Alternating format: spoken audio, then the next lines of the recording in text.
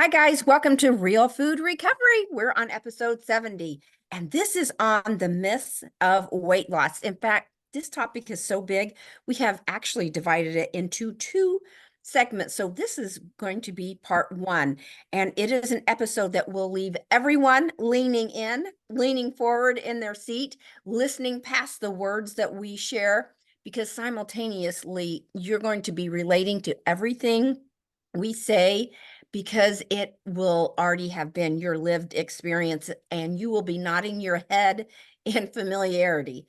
So, today we will be discussing the myths of weight loss, as I said. And if you are tired of the diet roller coaster and conflicting advice, this episode is one for you. Yeah, that's very true. And since we have a lot of firsthand knowledge and essentially feel like, at least I definitely feel like I've gotten my PhD in this topic, and we both had our PhD in this school of hard knocks. We Mm. consider ourselves experts around this topic of weight loss and navigating the world of weight and weight management. We hope to provide some helpful guidance to break free of these harmful habits that really only further trap us in the cycle of addiction. So don't worry, we are here to cut through the noise and debunk some of the most common weight loss myths. So let's get started. And before we do, I actually realized I was so excited in my enthusiasm, I forgot to stop and say hello to you and ask how you're No doing problem. today. No problem. Doing well, doing well. Happy to be here always. So, carrying on our conversation, this is so big because do you remember a few years back when everybody was on that HCG diet? You would go and you get these weekly injections, and at the same time, but you're only supposed to eat 500 calories a day. Well, guess what? People did lose weight, but big surprise, they also fainted at work. Yep, I know a girl, worked with a girl who was doing it. She was doing it religiously, really wanted to lose weight, and she was working out at the same time. That's So crazy. she totally fainted at work, totally hit the ground. She looked great doing it, but obviously that was not a sustainable. And I wish we were in front of people right now that we could ask if anybody knows anybody who has done one of those 500 calorie a day diets and lost the weight permanently. I know another girl who is on something called a cookie diet where you eat these like 12 little chocolate chip cookies, nibbles, and it's like the same thing, the 500 calories and yeah, you lose weight. No, that's feels insane to me. And again, I've had years ago my calorie restriction stories, not only in preparing for a fitness competition, but also in Oh. just doing um, my very first um, liquid diet was Metafast, which is just insane. It was Mhm. insane. But I was so worried about weight gain that I did all these extreme things to try to lose weight, and it backfired in huge ways. We know that the quickest way to gain weight is to do dramatic calorie restriction, and that's really, the definition of yo-yo dieting is up and down and back and forth because as humans, our brains are designed to help us stay alive. Right. So the idea that we would restrict calories to um, lose weight is going to put our brain in a state of high alert of wait, hold on. Yeah. We're going into a famine mode. We need to Help. kick in to turn on our feast mode because we don't Mhm. want to go into famine because we don't know historically for millions of years it was feast or famine. We don't know where that next meal is coming from, so we need to Mhm. make sure that we are preparing to have extra calories for that next famine.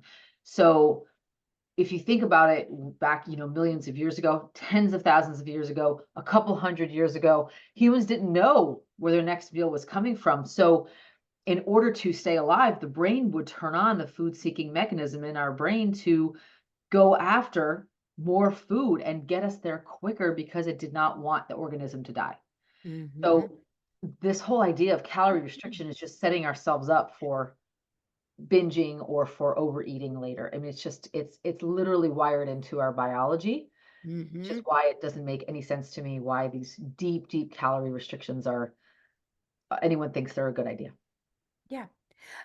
You mentioned MetaFast. I had done, before I had really knowledge about recovery and things like that, I'd actually been a coach for, it's called Take Shape for Life, but it's essentially the MetaFast products. Mhm. And they wanted everybody to be on 800 calories a day. And even then, I knew enough to say to the people that I worked with, I don't want anybody on lower than 1200 calories, especially if you're working out. And that is like, childlike calories that you should be taking in. But yeah, people lost weight. But again, it goes back to I don't know anybody that kept it off, or I didn't. Mhm. Believe me, I've tested every single one out there, so Yeah, I know exactly, firsthand. exactly, So does exactly. this make sense why progress with low calorie diets actually work against you? Mhm. Again, I know I've tried them all, and you're miserable every single minute you're on it too. And who wants to live like that? Besides the physical effects, the mental effects are terrible. But for those of you that are familiar with the two hunger hormones, leptin and ghrelin, you understand that leptin lets the brain know we have enough body fat Mhm. and that we're satiated or satisfied. So that's part of this whole diet mentality too, is your brain and your gut, they work together. Your brain knows what's going on. You can't just trick your body into things. Your brain is there for a reason to keep us safe and keep us alive. So anyway, the leptin wants to make sure that we have enough body fat so we're satiated. So we don't, it says, in other words, you don't need to be extra hungry. You're fine with a normal Right. portion. We're totally fine where we are. No, we don't even need any extra fat because we've got plenty stored. But when we restrict, it sends the brain into this panic, total panic. Like I call it irrational hunger. Even if I get too hungry, I get that irrational hunger that I might starve to death and die before noon. So it is, as you said, wired in. Mhm. And then ghrelin is released that sends these signals to eat, eat, eat, because the brain's job is to defend the amount of fat you are carrying. Yeah. Basically, when we lose weight, the amount of leptin in our bloodstream drops. So Mhm. we're no longer calm because the brain is on a seeking mission for calories. Thank you, biology, but that is just the way it is. And when we do it right, it's also thanks to biology because it does work in our Right. favor. That's right. So when the whole idea of when our brain goes into the starvation mode, this or what it thinks is starvation mode, our Hmm. brain literally responds by upping our hunger, right? It turns on that food seeking part of the brain. Hmm. And so no matter what food is in our environment, our bodies and brains are wired to go for the richest food.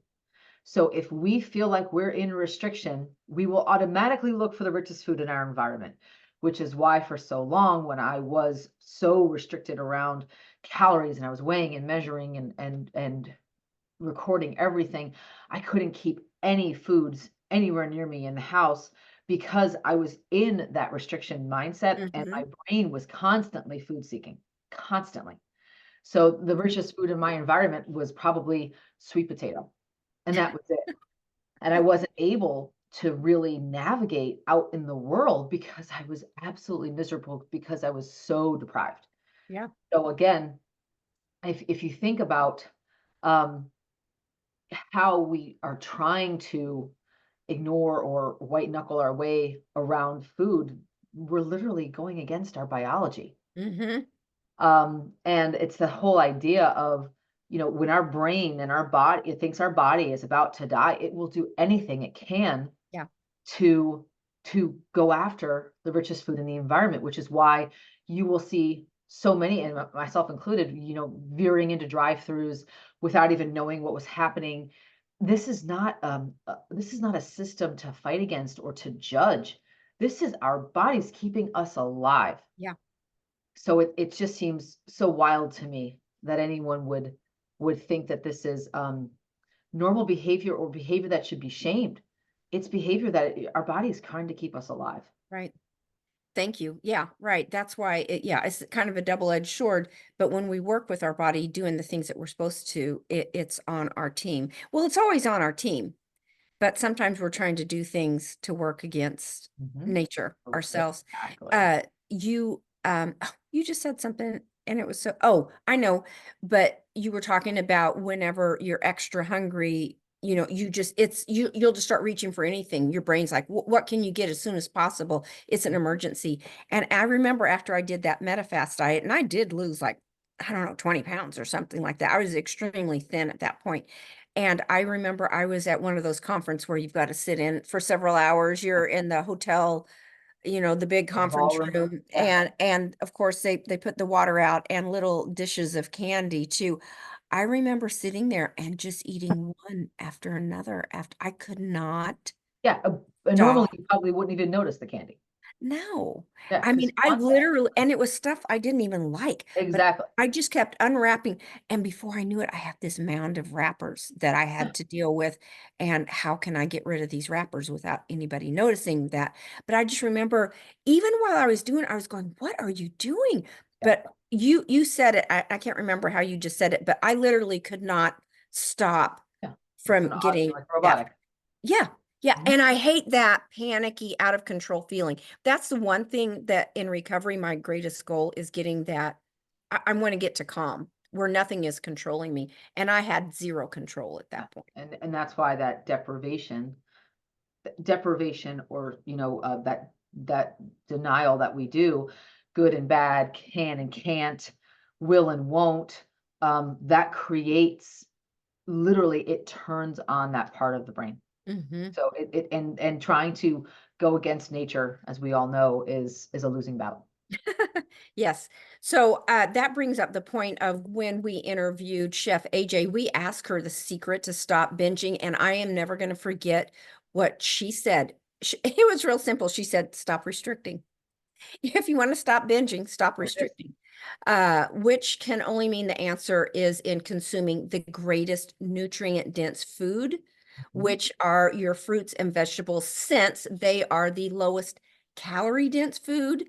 It means that allows you to have these larger volumes, and hence you're going to feel more full and satiated. And here's the biggest one is it keeps the brain off the defense. The brain isn't scared, it can relax. It can just um, do what it's supposed to be doing. And another bonus is those stretch receptors are activated in our tummies because we're able to consume larger volumes of those nutrient dense, low calorie items. And that, again, just allows the brain to float along, doing the backstroke without a worry in the world. So I hope that makes sense to everybody listening. And if you have more questions about the things Jamie and I are talking about, you can always reach out to us at Real Food Recovery and we can talk about it more. But Yeah. if you really want a double bonus, when we feed our bodies these proper nutrients, that's also cuts down on the cravings because it's not seeking for That's what right. it needs in this backwards way. So it's just another way to keep the brain quiet. And for me, Jamie, I don't know about you, that's all I want is I want my brain to be quiet so I can think about my life and other things in my life, and I'm not in this bondage state inside my head of being distracted all day about food issues. I don't want to think about food once. I want to live in a way that it's, Mhm. a There's second. and there's there are there are ways to get there, right? In the restriction world, there's ways of cutting out all processed foods and all non-single ingredient foods, and you can get there that way. And there's other ways, right, where people are saying, you know what, I'm not going to restrict anything, and they quiet the food noise that way. But that can be a double-edged sword for a lot of people Mhm. because that too can if we're not coming from a place of healing, coming from a place of curiosity and non-judgment and acceptance, and you have other tools in place for your to manage stress, to manage your life, that those kinds of sort of carte blanche approaches can be disastrous for some people. Mhm. So for a lot of folks, they need the guidelines, guardrails of single ingredient unprocessed foods, ruling their life so that they're much more able to have that quiet brain and make choices in life that serve them. So again, if we think about weight loss, successful long-term weight loss, it really, the key is to increase your volume of single ingredient foods and to keep those nutrients as high as possible. Mm-hmm. So we want to think about, okay, what does science say about the foods that I'm putting in my body? There's not one scientific study anywhere that says that a donut is going to be a nutrient dense option for you, right? But when you're starting a meal, when you think about, okay, what are the vegetables? What are the fruits that I'm eating? What are the sources of protein, animal or plant protein that I'm eating? And how can I optimize that so that I'm filling up on those foods first? Mm. That's the key. And the whole idea is keeping this sustainable. We don't want to invite stress on our body, because when we're stressed, that stress hormone cortisol is released, and we know that that can increase weight loss. Right. Excuse me, impede weight loss, Yeah. and it's also linked to increased belly fat. So Mhm. slow, easy, non-stressful way of choosing our foods is the only way to go, and sort of filling our stomachs with single ingredient foods first is the real option, the real benefit for long-term success. And we talk about this all the time with our members in RFR. Mm-hmm. I was going to ask you, I heard this, I was listening to this podcast yesterday. This lady was on talking about glucose monitoring, and she had said, what did she call it? Systematic eating, me- there's a word for it where you eat, she said you eat your proteins first, your fats second, and your carbs last. And Mhm. supposedly, what do you call that? Do you know what I'm talking about? I call it I call it my intuition. So when I sit down at a meal, that's how I eat. That's how I eat. And now you'll hear other folks, like in the plant-based world, that will talk about their eating style will be, vegetables first, starches second, because they don't, or vegetables first with their protein source, and then starches last, and then Mm-hmm. fruits to follow. It's very similar approach. It really depends if you're just incorporating fats or not. Yeah. Yeah, So that's driving me crazy. She called it something, but it's basically systematic mhm. eating, and as a way to control. I Sequencing, mean, she's nutrient selling. sequencing. No, yeah, sequencing. I knew it was an S word. Mhm. Yeah, meal sequencing is what she called it, Yep. and I thought that was so interesting. I didn't catch why eating the protein and fat first helped the complex carbs, the keep the blood sugar stable more so with the complex carbs versus not. Because Do you know that fats and answer? proteins take the longest to digest. And so they're just in there in the mix, and that's why.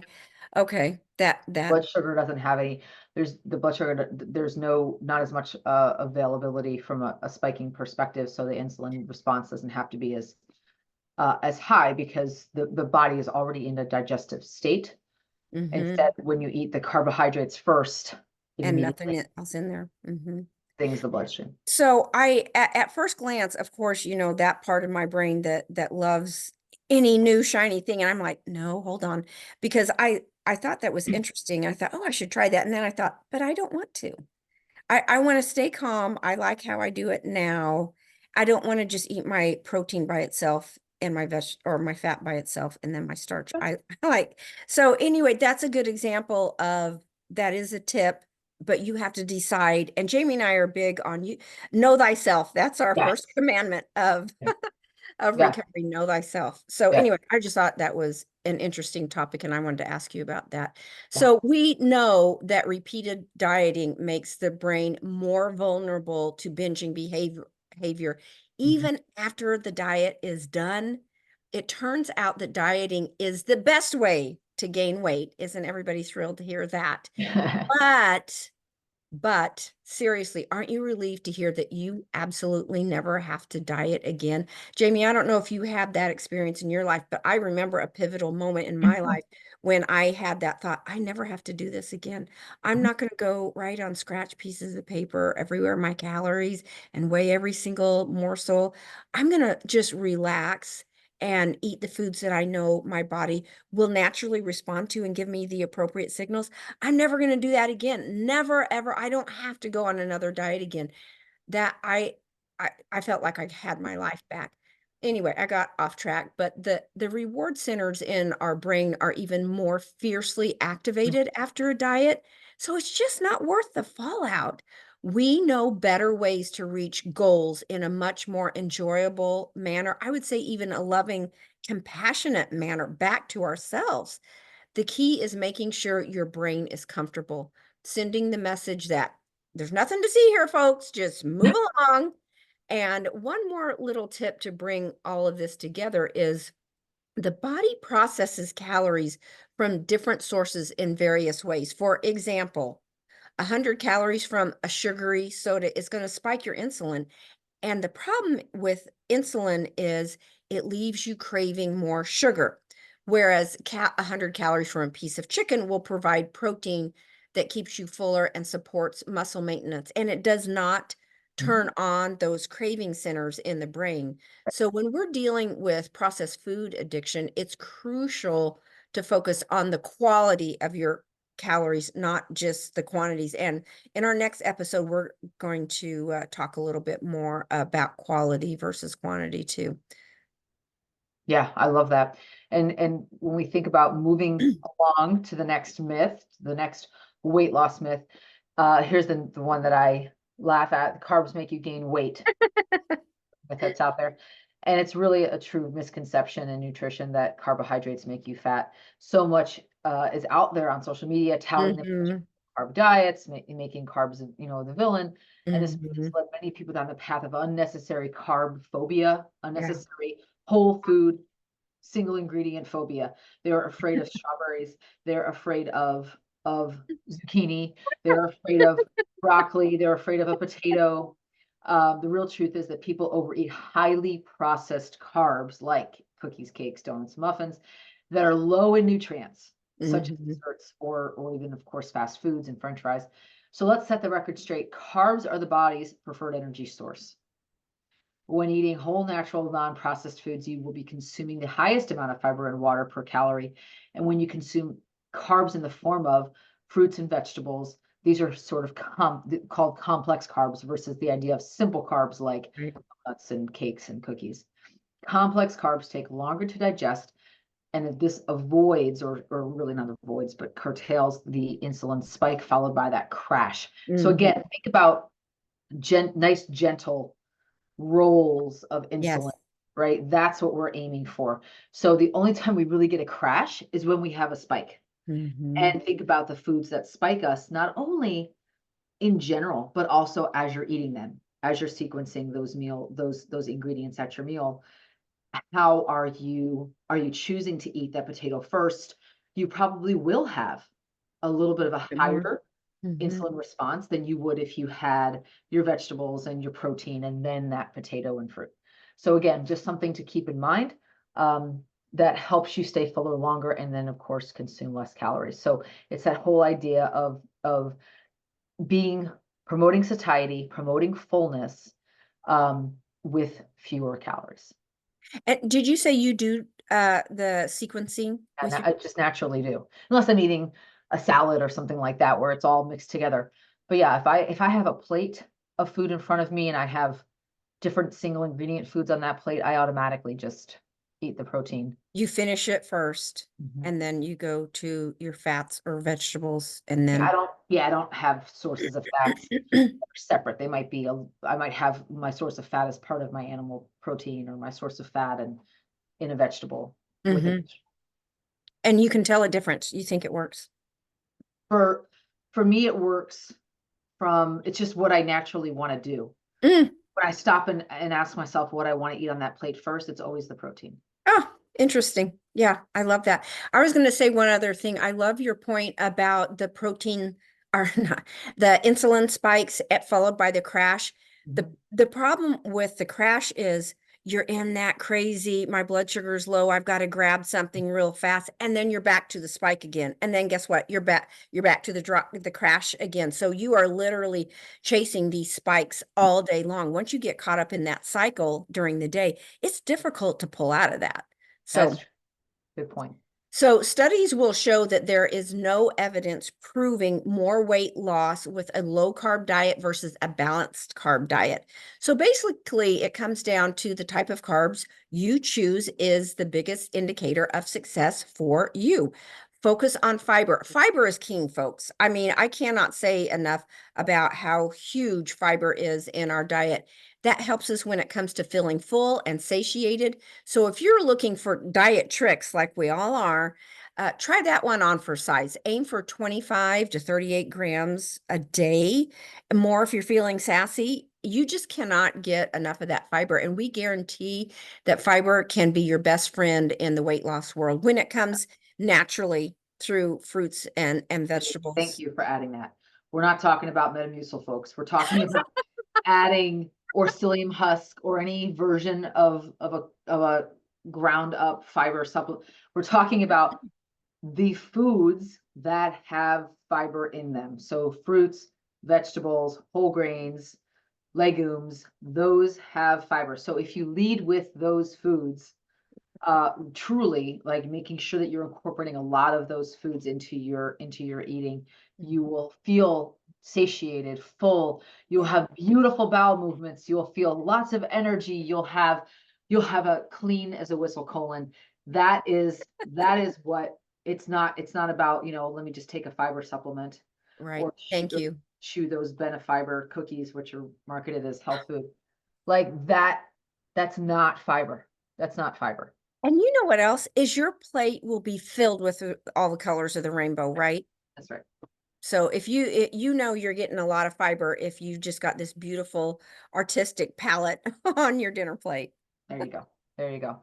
So the next myth, and this is probably one that I really it gets me every time, is that I can only lose weight if I do intermittent fasting. Mhm. Uh, I shudder. There's an intermittent fasting guru out there who is a doctor. He's been around for years touting the benefits of intermittent fasting.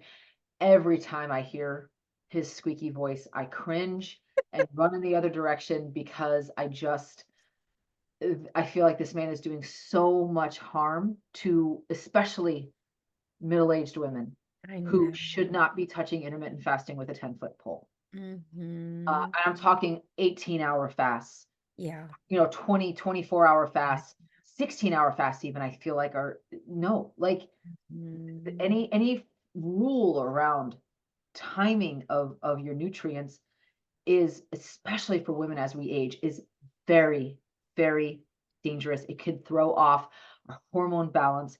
It can throw off our periods. It can throw off our certainly our food seeking brain, all of it. And then you hear about folks that are doing intermittent fasting and doing OMADs, 1 meal a day. And I'm like, that is just a binge and restrict. That is just a 24-hour binge and restrict Oh, cycle. I've never heard it put that way. Absolutely. Brilliant. How it's is a True. binge and restrict cycle. And it's just True. it is, and some people said, oh, I feel so much better when I eat that way. How? I think How? you'd be starving and then you'd be miserably full. You'd Exactly. just be Miserably full. vacillating between misery. Exactly. Exactly. And I think that they do that so that they can give themselves the carte blanche to eat whatever they want in that one meal. And then they'll know that they're full. But there's just so many things wrong with that because you're priming that pump. And they'll have all kinds of evidence around, oh, this is our natural ancestral way of eating, and this is what we did. We hunted for food, or we starved, and then we got our next kill, and then we ate. So again, the whole idea that when we live in the society we live in today, to try to create something from all those years ago that Yeah. isn't realistic, that we know sets us up for food seeking and overeating, feels very out of balance to me. It feels very out of balance to me. Love Um, that. so again, it's that whole idea of taking things to an extreme. Hmm. And we know that now there are some healing modalities, like long-term supervised water fasts. Those are in a different category. What we're talking about is the daily intermittent fasting. And again, when we think about how folks might do it, you might see people doing it 16 hours off and 8 hours eating. Some might do 14 hours off, 10 hours eating. But again, it's thinking about how we're not thinking about what we're eating anymore. We're thinking about when we're eating. And that to me sets me up for choosing foods that don't align to my Right. health goals. Right. And this is, this level of restriction really activates food scarcity and can backfire on us in a very, very profound way. I agree. I agree with that. I agree with everything you said. And the thinking is that you're going to be restricting these calories because you're restricting your eating window. And Mhm. often that is combined with the keto diet. I think do you think that's true? Most intermittent fasters are doing the keto or no? I'm Maybe not sure. that's I'm just not a sure. myth, Maybe but paleo, keto. Yeah, I'm not sure yeah. though. But here's my 2 cents. I did keto, so I have a few things to say about it as well. I also did the 16-hour intermittent fasting, and since I don't weigh myself, I really don't have hard data, but from the fit of my pants and it wasn't like there was any significant Same for weight me. loss. All there was is hunger. Totally not sustainable, and I was white knuckling it through my non-eating window. Irrational hunger would set in every day, and I would just watch for the clock when I could take my next bite. Doesn't that sound like fun? Doesn't everybody want to live that way day in and day out? Jamie and I have talked a lot about we want to live in a way where we want to get up and do it again. Right.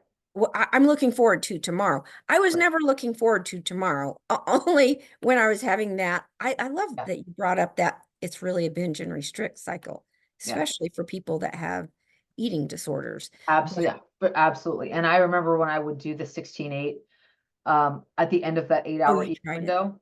Oh yeah. And I remember thinking, I am so depressed right now because I know I have to wait 16 hours to eat again. I don't think I can do it. I mean, I was literally like every night I would get depressed and I'm Yeah, like, this is insane. This is insane. yeah. And it But we wasn't did it, because I right? was hungry necessarily. It was because I had these rules that I was implying. Right.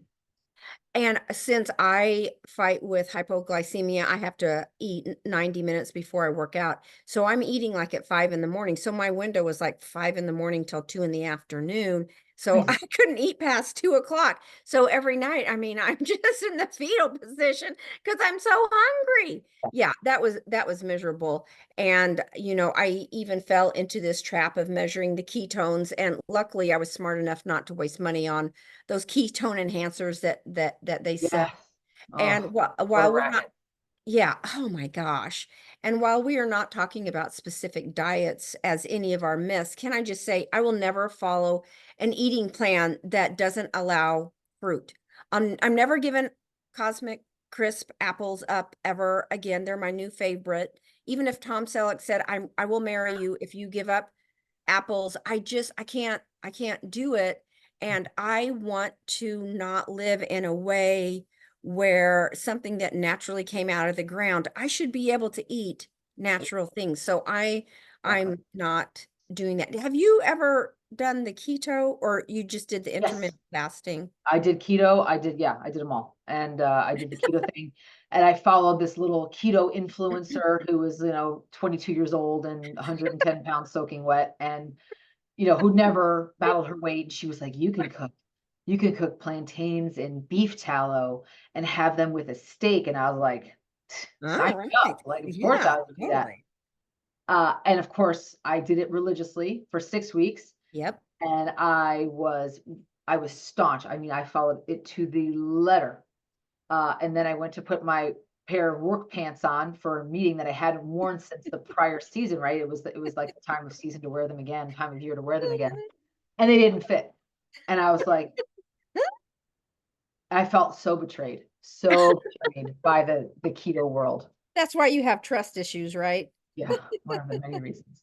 So again, while people sometimes swear by intermittent fasting, again, depending on their age, depending on their life experience, if they don't have a disordered eating background, just know that this may not be the best choice for everyone. And we mentioned Mhm. earlier, the best food plan is one that you can stick to Yeah.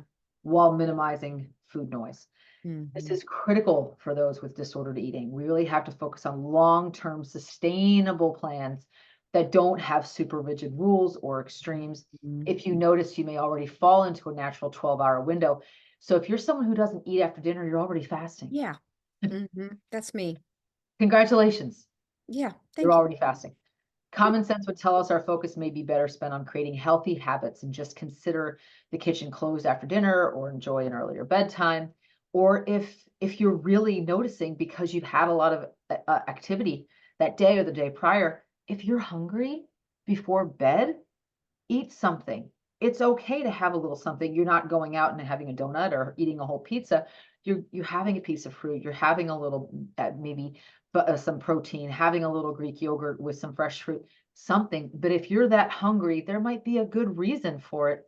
You don't have to have rigid food rules day in, day out. You can actually attune to your hunger and fullness cues and say, okay, this is what my body needs today. And tomorrow I might be able to go and close the kitchen after dinner and not feel hungry. Mhm. So again, it's about sustainability. It's Mhm. about long-term success in feeling that you can stick with something that aligns to your goals and promotes health and vitality and not detracts from it. That's really how it is. And again, we think about the nighttime routines, we think about sleep, right? We want to make sure that you're focusing and trying to go for that 7 to 8 to maybe 9 hours of sleep. Mhm. And the latest research on naps, Paige and I are nap experts. We've heard that 27 minutes is the perfect amount of time for a nap. I guess an optimal. I guess 28 minutes maybe it's too much. I don't. Way too much. Apparently. Bottom line, lean into what fits your lifestyle and invites peace and happiness long term. And I will tell you one thing about naps. I upgraded my napping experience. Do I tell. have these chairs in my office here in Texas, and the chairs were so pretty, but they were insanely uncomfortable. They were like sleeping. They were like sitting on two bricks, or two concrete slabs, and I remember I would try to take my naps in them, and I was like, I can do this. I'm good. I got this. And I really couldn't. They were horribly uncomfortable. So I sold those chairs and I used that money and I found a ridiculously comfortable chaise used on Facebook that is like, this man never knew what he had. I don't know what he was thinking when he sold this piece of furniture, Dang. some crazy high-end furniture store, and he was asking like under 10% of the value. And I like jumped all over it. And he was only like 10 minutes away from I jumped all over it. I was like, when are you going to be home? I'm coming to get it. And it was just perfect. So now I have this beautiful nap area and this very comfortable chaise lounge to nap on. So my naps have been upgraded.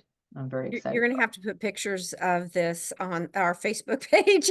You know it's already accessorized. So right over there. Yes, if and here's the deal, like lean into what fits into your lifestyle, what Yeah. promotes happiness long term. If intermittent fasting doesn't cause pain in your brain and it's delivering the results that you want, Great. and you think it's the greatest thing since sliced bread, which you're probably not eating, great, great. Don't give it up if that's what works for you, but Yeah, just know that there might be times and changes in your life when what was working before doesn't work anymore, and you have I to love that reevaluate. point. I love that point. I love that point. That's why, and you and I had a conversation early this morning about recovery being a series of edits for exactly what you just said. Things that work now as we age, especially as women, our bodies change. And sometimes what worked, like you said, when we we're 22, it ain't going to be working when we're 40, Mhm. 50, 60 and beyond. So we just make tweaks and that's great. It's wonderful. It's an opportunity. That's right. It's lovely that we get to do that. It's in our favor. So That's right. That's right. love talking about this. So we have a few listener questions. By the way, I love this whole podcast. I love this discussion about what diet myths because people get so lost and they just believe people and people suffer Yeah. because And I was lost, and for many years yeah, and again, but many times I made decisions that were right for me at the time, or so I thought. In hindsight, maybe gave me a different perspective. But I needed to go through those trials and errors and agree. the experiments to find what worked for me in that moment and then to keep refining it. And it really is a series of edits. So I don't know about you. I don't think you do either, but I really don't judge if somebody needs to be in a very restricted Totally. place for a period of time till they find Totally. safety and trust. Rock on, go Yeah. for it. And Totally and for support that. folks that need less restriction because they're in a place of trust already, Yep. rock on. Like, I just Yeah. feel like there isn't just one way to get to the finish line here, and but PS, Mhm. there's no finish line. But, there isn't just one way for success. For me, whatever is sustainable, whatever cuts down on the food noise, and whatever gives you that true alignment with your goals, whatever those are, that's it, and you found it. Yeah. You and I have talked about, for me, the greatest barometer is what brings me peace. If I'm living with I'm in peace, then that's how I'm supposed to be living. If I'm trying something extreme or wacky and Yeah, it robs me of my peace, okay, that's not for me. right. Regardless of if everybody on Instagram is doing it or not. So I thank you for bringing that up. That's right. That's right. Okay, we've got a listener question. We've got a couple of these. I apologize about coughing. It's allergy season here in Mhm. Kansas, and so it's left me with a few tickles. No So sweat. I hear a lot about processed food addiction. How can I know for sure if that even affects me? What should I specifically be looking for? That is a great question, and I'm sure a lot of people have asked that. So thank you for bringing it up. And Mhm. I'm going to make this simple.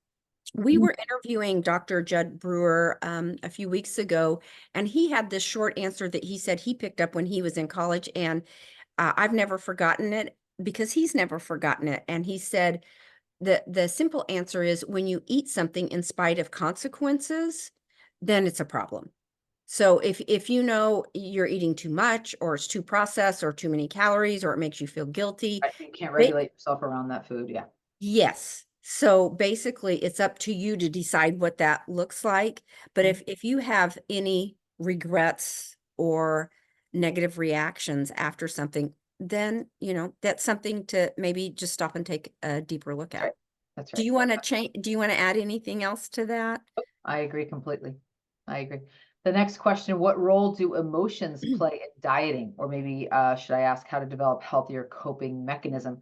So emotions play a big role in our mental health. And ideally, when we think about dieting, so I think my big realization around emotions and food is that they would be intricately and intimately entwined. Emotions would drive my food choices. Emotions would drive the way that I would, like how I would eat, not just what I would eat. Mm-hmm. Mm-hmm. Um, the key when we're feeling that stuck point, that we're hitting that wall of emotion, and we want to reach for food or media or shopping or another person for ease and comfort. The key to healing is feeling, right? So just stopping that compulsion to reach for something outside of us and to just sit with what we have, sit and feel whatever we're needing to feel. And then we can, once those feelings, we're talking minutes, guys, we're not talking hours or days, minutes, these feelings get felt in our body and they will pass. They will Mm-hmm. pass. And then at that point, we can make an informed choice if we're truly hungry, make an informed choice about what we want to eat and how much we want to eat of it. I love that. I've never heard you coin that phrase before, that you said the key to healing is feeling. I love that. It's kind of like the power of the pause. Mhm. Just Yep. put the brakes on for a minute Right. That's right. and take 20 minutes and really decide. Excellent.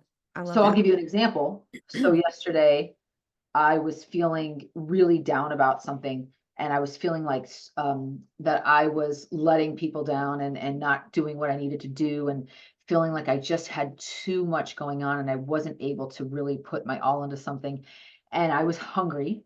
I was making my meal, and of course I was thinking about this stuff, and I was feeling really, really down on myself. And so I paused. I said, I don't want to eat when I'm feeling this pit in my stomach about, sadness. And I just stopped and I put the food to the side and I just sort of sat and processed and reached out and talked through some things.